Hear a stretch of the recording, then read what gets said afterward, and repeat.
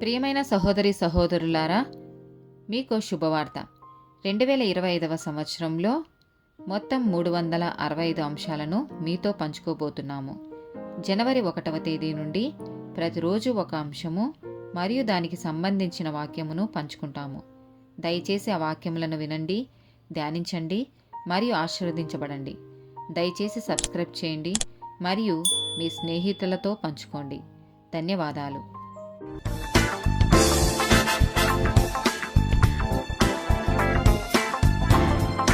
90th day topic నిరాశ. కీర్తనల గ్రంథము 43వ అధ్యాయము 5వ వచనం. నా ప్రాణమా, నీవేల కృంగియున్నావు, నాలో నీవేల తొందరపడుచున్నావు. దేవుని యందు నిరీక్షణయుంచుము, ఆయన నా రక్షణకర్త, నా దేవుడు, ఇంకను నేను ఆయనను స్తుతించెదను.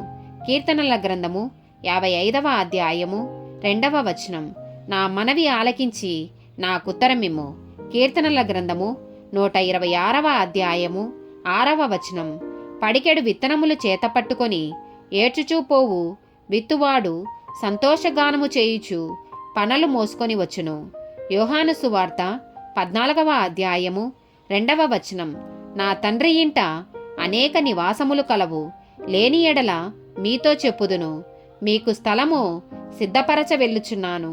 2వ కొరింథీయులకు రాసిన పత్రిక 4వ అధ్యాయము 8-9 వచనాలు.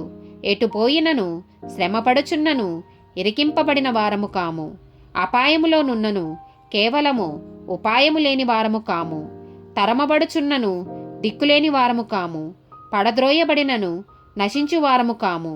ఆమెన్.